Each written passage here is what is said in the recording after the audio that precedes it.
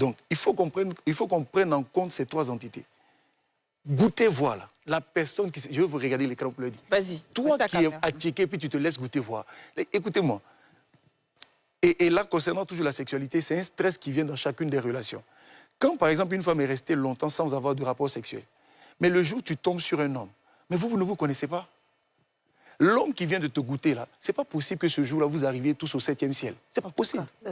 La sexualité est quelque chose qui se construit dans le temps. C'est vrai. C'est parce que je parcours, tu parcours, nous parcourons, vous parcourez. Vous parcourez, il parcourt. Voilà. À un moment donné, je connais ma femme. Je sais comment accélérer, mais parce que c'est quelque chose qu'on acquiert dans la pratique. Et le corps de X n'est pas le corps de Y. C'est vrai. Donc, la sexualité est quelque chose qui se construit. N'acceptez pas de stress, parce que beaucoup d'hommes... Bon, bref, ça, peut-être, on touchera un peu. Ouais, oui, beaucoup d'hommes, lui. Allons-y, l'imam. Se marier, c'est quoi? C'est chercher le partenaire qui va m'apporter le bonheur, qui va me rendre heureux, qui va m'épanouir. C'est ça, se marier.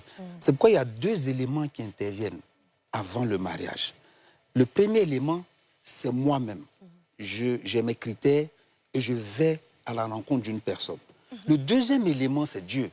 Parce qu'il y a des choses qu'on aime alors qu'il n'y a pas notre bonheur. Il y a des choses qu'on n'aime pas alors que dans ces choses-là se trouve notre bonheur. C'est pourquoi au-delà, dans la recherche du choix, il y a la prière qu'on fait. En islam, il y a cette prière-là qu'on appelle la prière istikhara, qui est une prière forte et dense. Donc, dans les écoles de mariage, on apprend ça aux gens. Parce qu'aujourd'hui, c'est une prière qui nous permet de...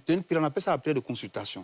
Qui nous permet de rentrer en contact avec Dieu pour lui demander si cette personne-là que nous avons rencontrée, si elle est bien pour nous dans ce bas monde et dans l'au-delà, que Dieu nous l'accorde. Si elle n'est pas bien pour nous dans ce bas monde et dans l'au-delà, que Dieu nous éloigne cette personne-là de nous et qu'il nous envoie une personne meilleure que celle qu'on a en face.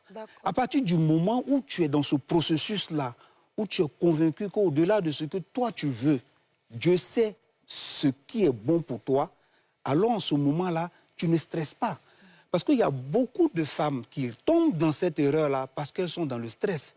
Le monsieur, il veut goûter, comme on le dit, mais il se dit, mais si je ne lui donne pas, il va partir.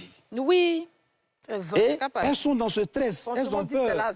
Et c'est lui que je l'aime, vraiment, si lui là il part, et je vais en voir encore, je suis dessus.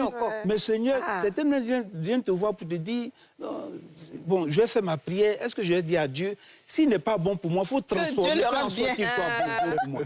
À partir de ce moment-là, quand tu es stressé, tu tombes dans beaucoup de choses qu'on constate là. Mais quand tu as fait confiance en Dieu, que tu t'es mis en prière, et qu'après les prières, tu as la recherche, tu as la tranquillité. Parce que ton bagage, là, tu l'as confié à Dieu. Et quand tu as confié ton bagage à Dieu, tu es serein, qu'il parte, qu'il saute, qu'il cale en l'air. Il y a une parole qui dit chez nous que si tout le monde entier s'associe pour t'accorder un bonheur, ils ne t'accorderont que le bonheur que Dieu a donné. Si tout le monde entier s'associe pour t'arracher un bonheur, ils t'arracheront le bonheur que Dieu a prévu. Donc, c'est ça la réalité. En tant que croyant, on doit croire en ça et puis aborder les choses avec beaucoup de sérénité. C'est parce qu'on n'est pas dans la sérénité que souvent on est dans ce type de situation.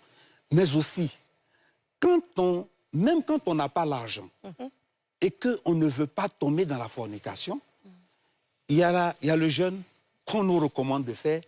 Mais aussi, moi, je me suis marié quand j'étais en deuxième année. Quand j'étais en licence, ma femme était en deuxième année. Mais je n'avais pas les moyens. Mais quand tu veux, quand l'homme veut là, parce qu'il est coincé